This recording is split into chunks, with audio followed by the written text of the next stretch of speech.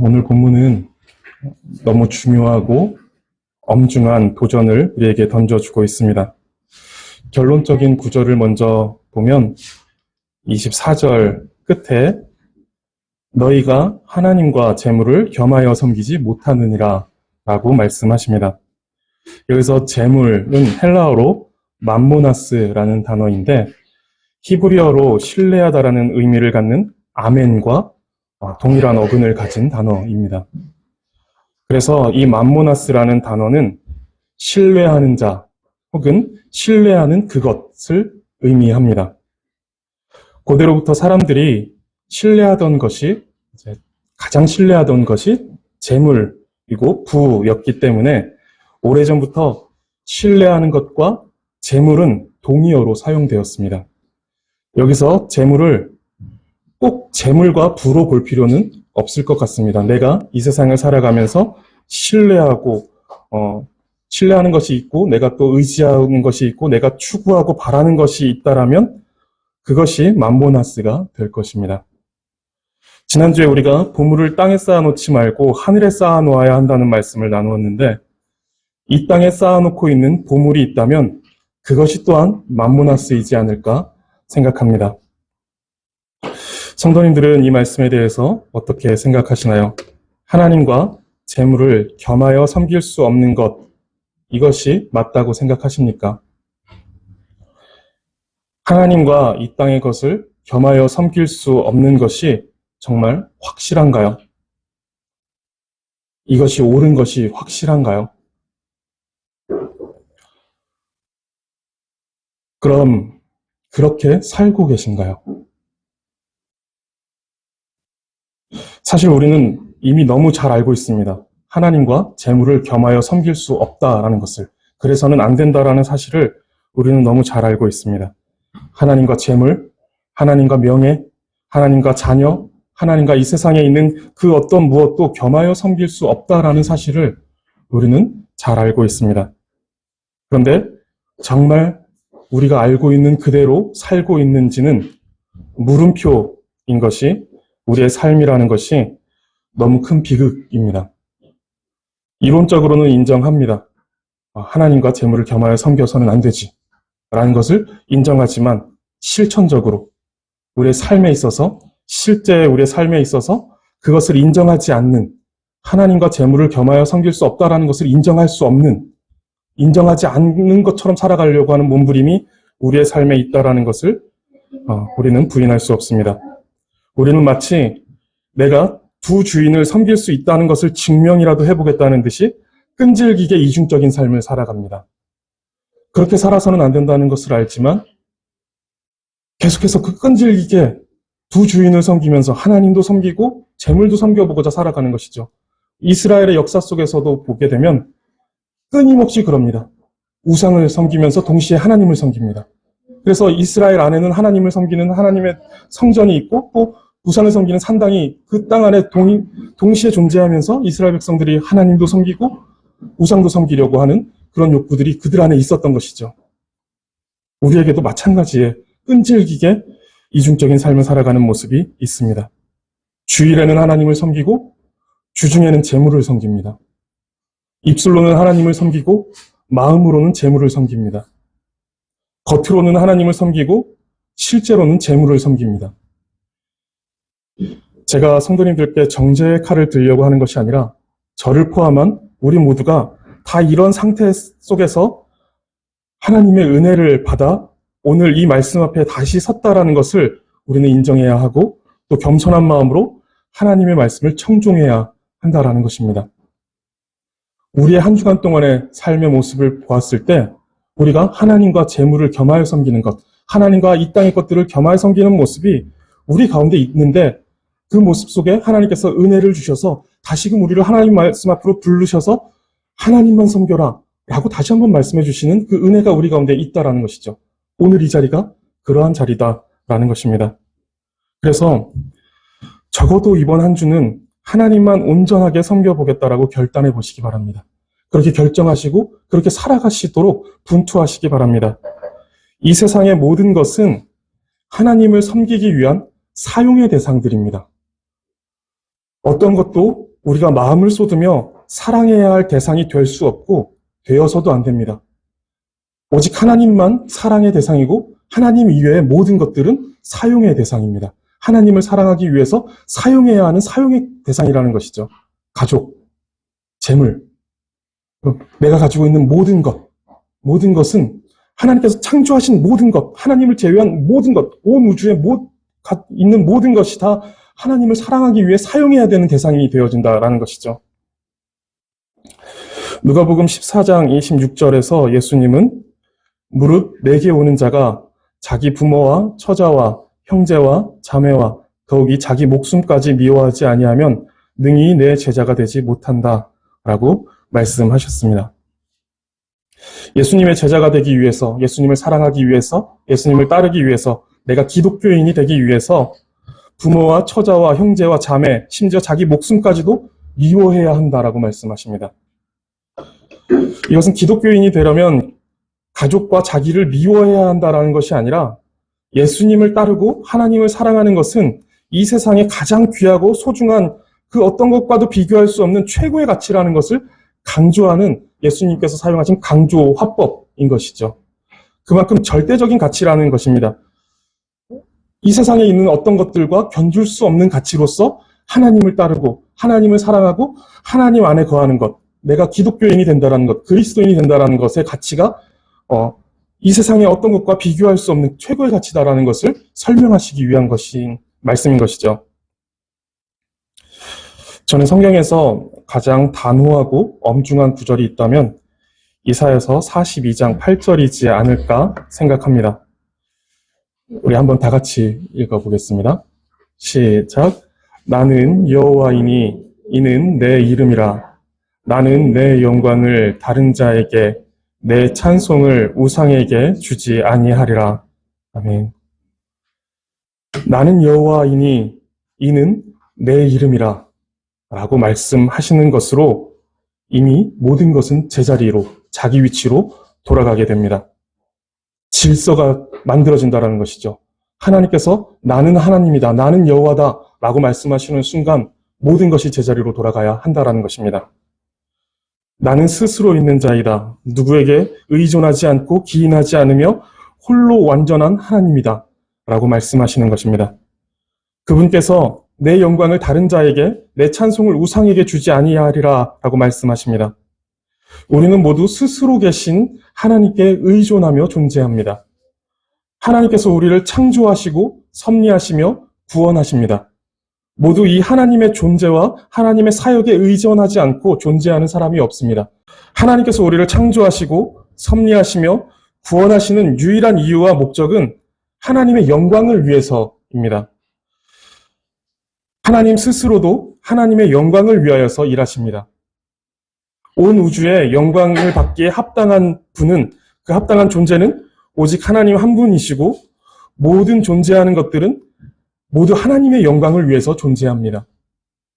그런데 타락한 인간들은 스스로 계신 분의 그 이름을 망각합니다.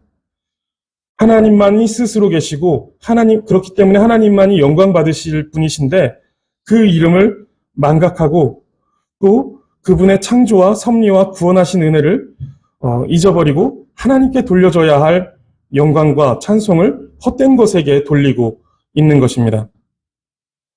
감히 하나님만 아니라 다른 것을 겸하여 섬기려는 시도를 하고 있는 것이죠. 하나님만 여호와시고 하나님만 스스로 계신 자이시고 하나님만 우리의 창조주이시며 섭리자이시고 구원자이신데 감히 하나님만 섬기려고 하지 않고 다른 것들을 겸하여 섬기려고 하는 시도가 우리 속에 발생하고 있다는 것입니다.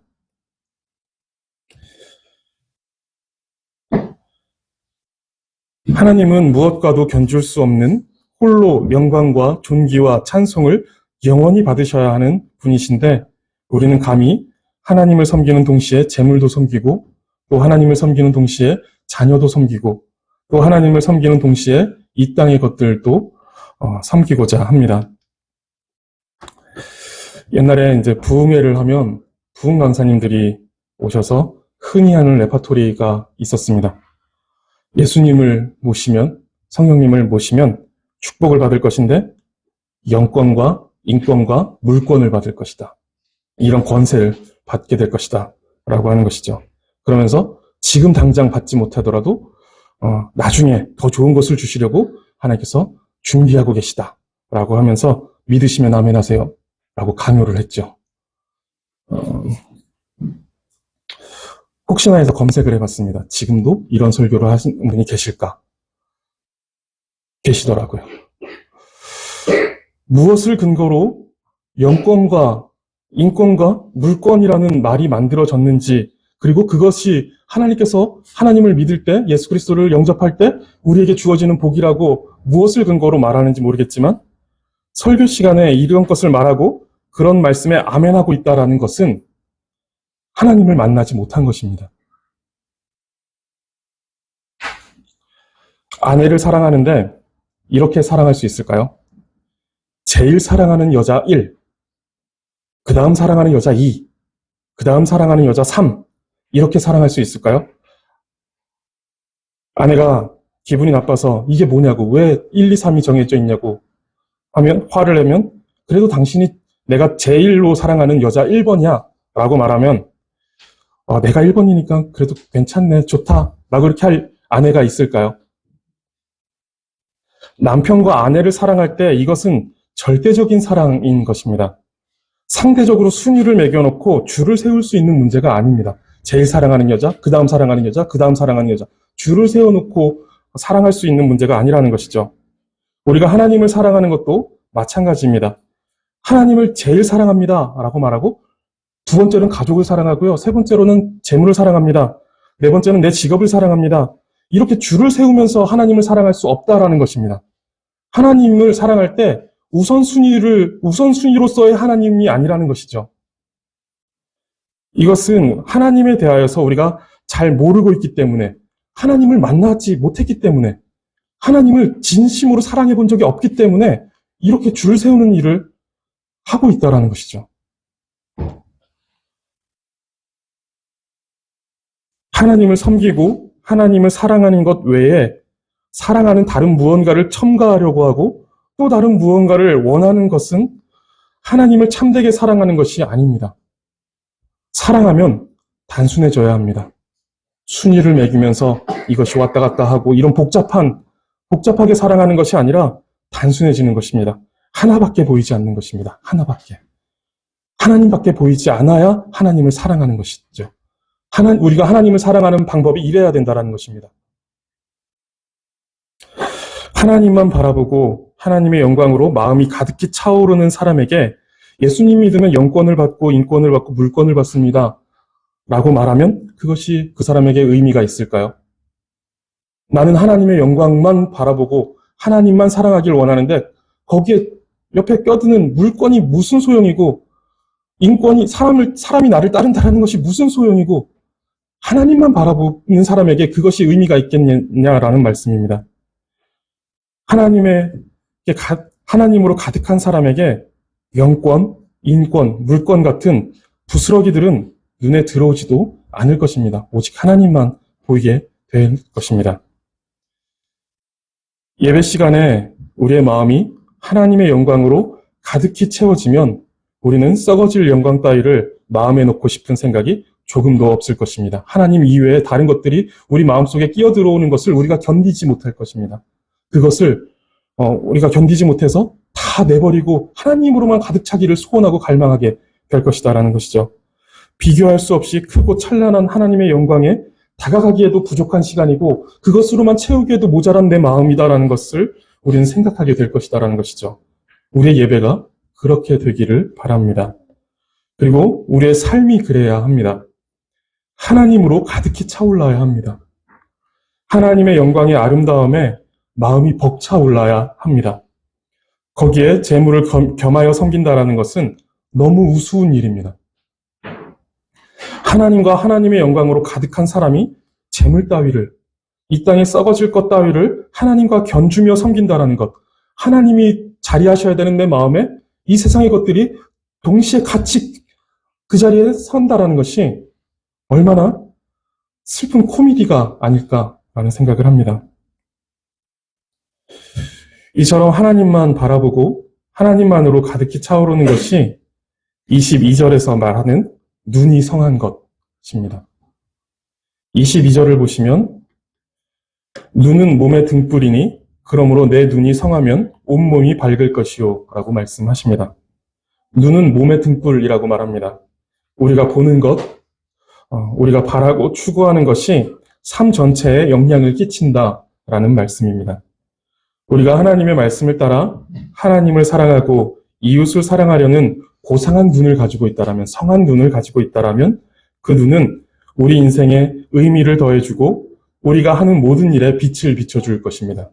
그러나 우리가 탐욕적이고 이기적인 눈을 가진다면 그 눈은 우리 모든 인생의 의미를 잃어버리게 만들 것이고 비인간적이며 무자비한 존재로 만들어 우리의 삶을 어둠에 휩싸이게 할 것입니다. 이것이 23절에서 말하는 나쁜 눈이겠죠.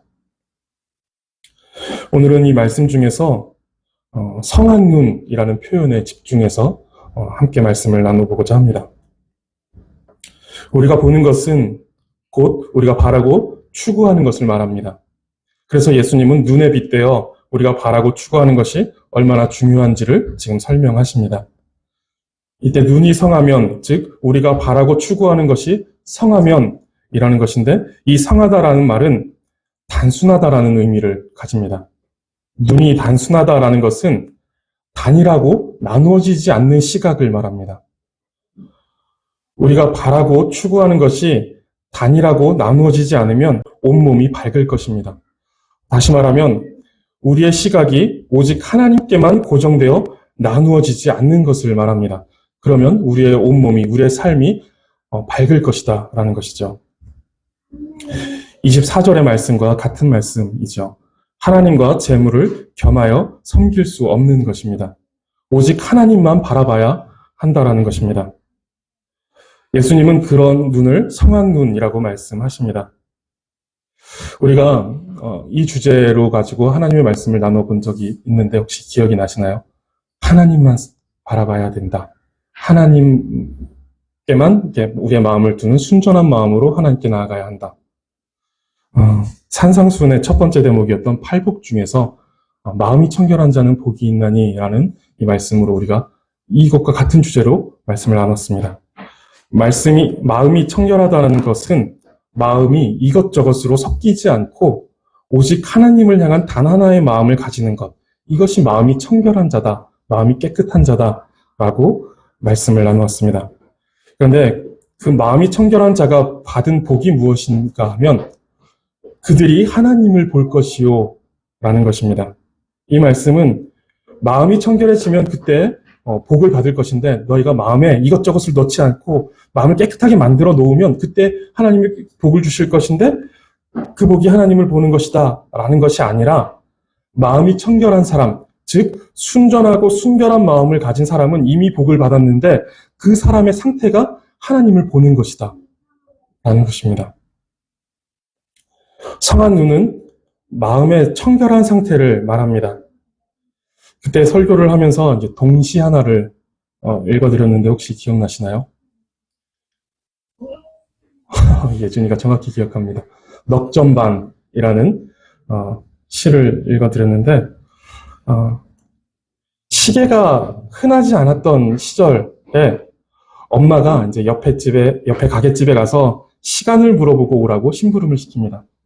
여기가 이제 아이의 집이고 여기 가게집인데 가서 이제 시간을 물어보고 오라고 이야기합니다. 그래서 아이가 가게집에 들어가서 가게 할아버지께 엄마가 몇 시냐요? 라고 이렇게 묻고 할아버지가 넉점반이다 라고 이렇게 알려줍니다.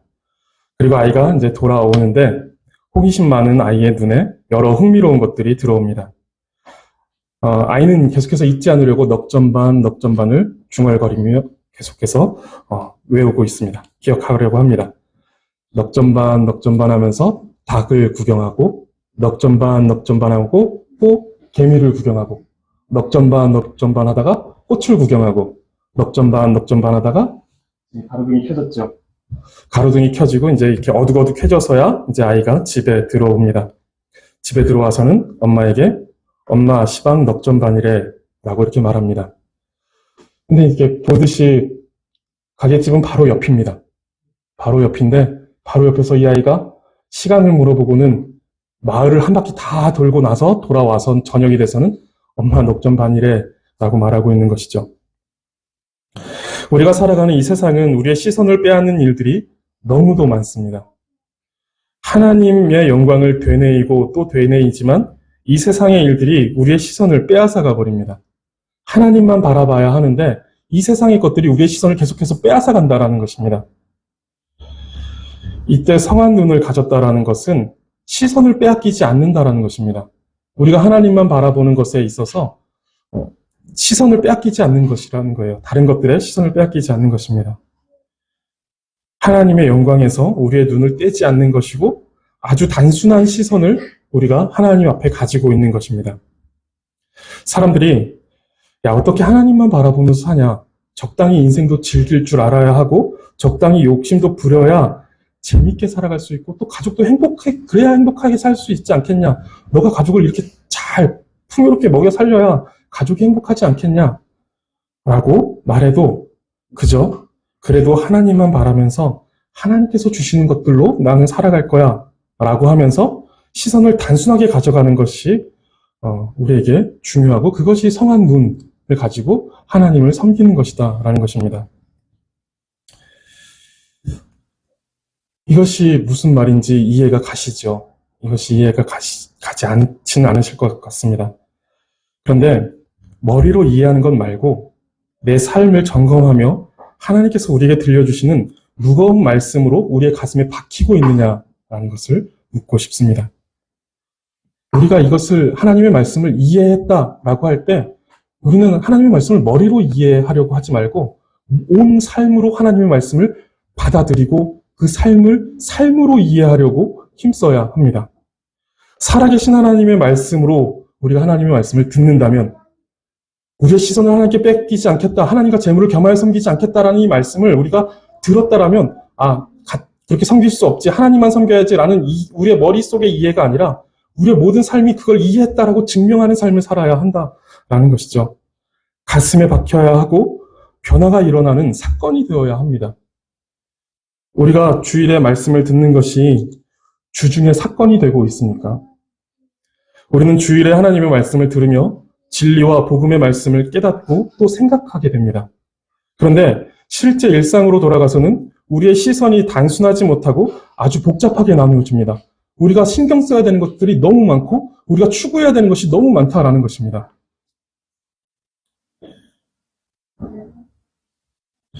하나님을 사랑하라는 말씀을 듣고 동의하며 아멘하고 집으로 돌아갑니다. 그런데 집으로 돌아가서는 세상을 살아가려면 어쩔 수 없다라면서 변화가 아니라 변명으로 채워지는 삶을 살아가게 됩니다. 자녀에게 그런 모습을 보여주면서 예배와 신앙의 가치보다 좋은 학교에 진학하고 좋은 직장에 들어가는 것이 더 중요하다는 가치관을 심어주고 있지는 않으신가요? 하나님과 세상의 것을 겸하여 섬기는 것이고 시선이 단일하지 못한 것이며 또 마음이 청결하지 못한 상태에 있는 것입니다. 세상에 돌아가서는 다른 가치관, 다른 정체성을 가지고 우리가 세상을 살아간다라는 것이죠. 우리도 변해야 하는 것은 지극히 마땅하지만 우리 아이들에게 좋은 신앙적 가치관을 물려주시기를 바랍니다. 겉모습을 치장하는 것은 교회에서 잠깐 보는 사람들이나 할 수 있는 것입니다. 제가 예준이 앞에서 저를 포장해서 나는 신앙적인 사람이야 라고 주일에 잠깐 몇 시간 만나는 동안은 저는 예준이한테 보일 수 있을 것 같아요. 그런데 제가 함께 사는 우리 시은이와 시호에게 나는 신앙적인 사람이야, 하나님만 바라보는 사람이야 라는 것을 보여주는 건 너무 힘들 것 같다라는 말씀입니다. 매일 집에서 같이 살아가는 사람은 겉모습을 치장하는 것만으로는 되지 않는다라는 거예요. 단일한 시선과 청결한 마음으로 변화되어야 합니다. 그렇게 똑똑한 죄인 말고 신앙 때문에 혹 부족한 것이 생기더라도 그렇게 부족한 그리스도인으로 키울 수 있는 용기와 하나님께서 그럼에도 책임지신다라는 믿음을 가지고 살아가시기 바라고 또 아이들을 키우시기 바랍니다. 우리가 주일에 일하지 않고 공부하지 않으면서 하나님께 예배하러 나오는 것은 그럼에도 하나님께서 책임지시고 지키실 것이다라는 믿음을 고백하는 것입니다. 주일에 일하지 않는다고 하나님께서 굶기지 않으십니다. 주일에 공부하지 않는다고 하나님께서 패배자로 만들지 않으신다라는 것입니다. 남들보다 좋은 음식을 못 먹고 좋은 집에 못 살고 좋은 차를 못 탈 수는 있습니다. 그리고 남들보다 조금 부족하고 또 느리게 갈 수는 있습니다. 그러나 그런 모습이 된다 할지라도 그런 모습으로 하나님만 섬기기로 결정하는 것. 이것이 우리의 신앙 고백이라는 것입니다. 내가 이 세상의 것들은 추구하지 않고 오직 하나님만 섬기겠습니다. 라는 신앙 고백을 가지고 우리는 주일에 나와서 주일 예배를 드린다라는 거예요. 매주 반복되는 이 주일은 웬만해서는 다음 주에 다시 돌아올 것입니다. 그러나 우리가 우리의 믿음을 고백하는 한 주 한 주의 주일은 장담하건대 목숨을 걸 만한 가치입니다. 제 모든 것을 버리고서라도 하나님만 섬기고 하나님만 의지합니다라는 실제적인 고백을 주일을 통해서 드릴 수 있어야 한다라는 것입니다. 우리가 주일에 나와서 하나님을 예배하는 게 그냥 내가 시간을 내서 주일 예배를 드리러 나온다, 종교 생활한다 라는 것이 아니라 내 모든 것을 다 버리고서라도 하나님만 섬기고 하나님만 의지합니다. 내 모든 것이 하나님의 것이고 하나님께 달렸습니다 라는 신앙의 고백이 우리가 발걸음을 옮겨서 주일에 예배당에 나와 하나님께 예배하는 이 행위라는 것입니다. 돌아가서 들은 말씀에 목숨을 걸고 하나의 시선을 유지하며 하나님만 바라보시면서 살아가시기를 바랍니다. 성한 눈을 가지기 위해 피 흘리기까지 싸우시기 바랍니다. 하나님과 세상 가운데 서서 머뭇거리며 갈팡질팡하는 삶을 멈추시기 바랍니다.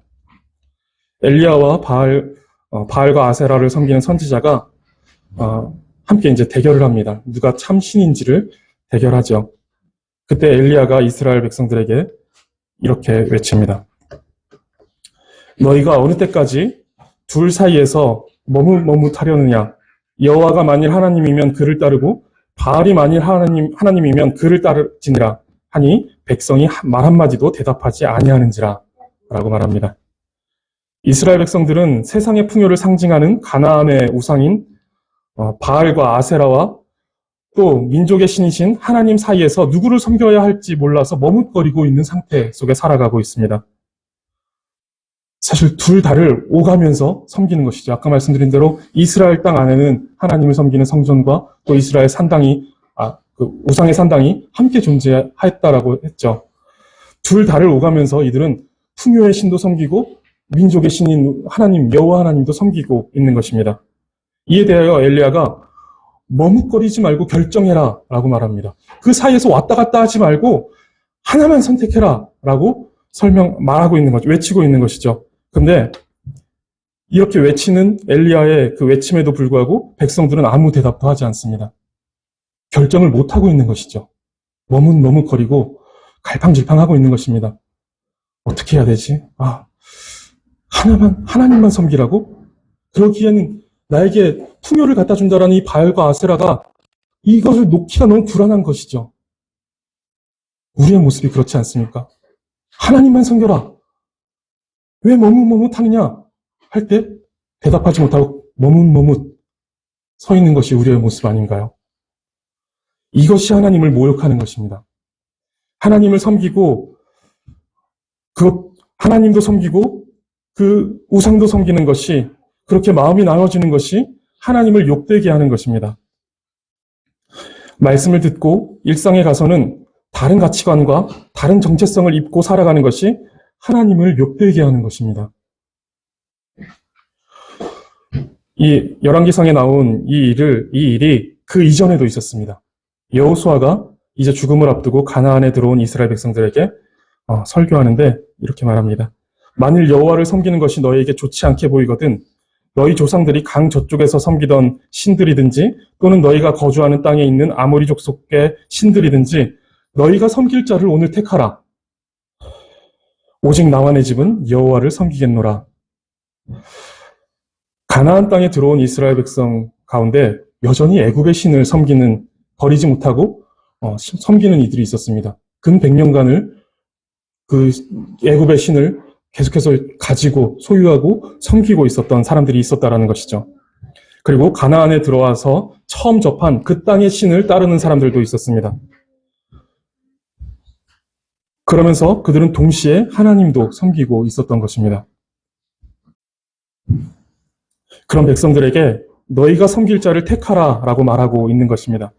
겸하여 섬길 수 없고 겸하여 섬긴다라는 것은 그 자체가 내 이름 여호와니라 라고 말씀하시는 하나님을 모욕하는 것이 되기 때문입니다. 성도님들, 머뭇머뭇하지 마시고 오늘 누구를 택할지 결정하시기 바랍니다. 누구를 섬길지 결정하시기 바랍니다. 하나님과 재물을 겸하여 섬길 수 없습니다. 하늘과 땅을 오가는 혼란스러운 눈을 가지고 살아갈 수는 없다라는 것입니다. 단일하고 나누어지지 않는 오직 하나님만 바라는 성한 눈을 가지셔야만 합니다. 한 가지만 더 말씀드리고 말씀을 마치겠습니다. 성하다라는 것은 이 단어의 원어는 윤리적으로 사용될 때 관대하다, 너그럽다라는 단어로 사용되기도 합니다. 성한 눈은 단일한 시각을 말하고 그 단일한 시각은 너그러운 시각을 만들어냅니다. 하나님만 바라고 섬기는 사람은 이웃에 대하여 너그러운 시각을 가지게 됩니다.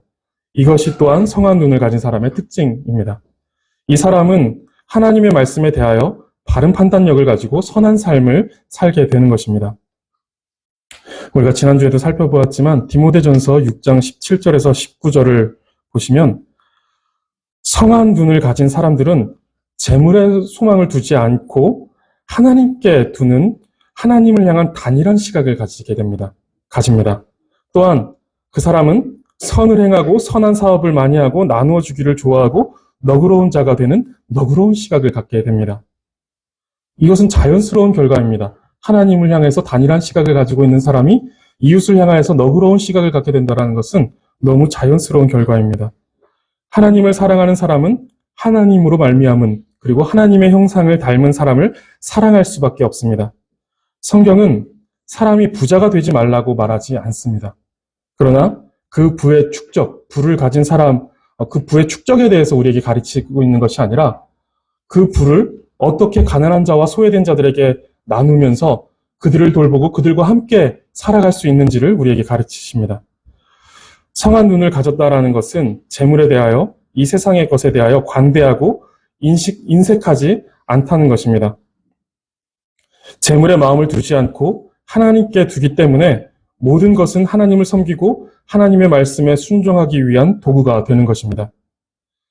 연초에 전도서 말씀을 나누면서 사랑과 사용의 구분이라는 제목으로 함께 말씀을 나눈 적이 있습니다. 절대적이고 궁극적인 의미에서 우리가 사랑해야 할 대상은 오직 하나님뿐입니다. 그 외의 모든 피조물들은 하나님을 사랑하기 위한 사용의 대상입니다. 이 구분이 사랑의 대상과 사용의 대상의 이 구분이 바르게 정립되어 있다라면 우리가 욕망하거나 소유하고 있는 것들을 사랑하기 위해 하나님을 사용하지 않을 것입니다. 그리고 하나님을 사랑하기 위해 우리에게 있는 것들을 사용하는 것에 대하여서 인색하지 않고 너그러울 수 있을 것입니다. 성도님들은 어떠신가요?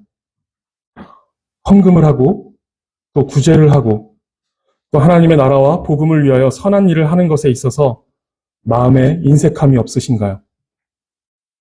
너그러운 마음으로 하나님 앞에 헌금하고 너그러운 마음으로 이웃을 섬기고 너그러운 마음으로 구제하고 계신가요?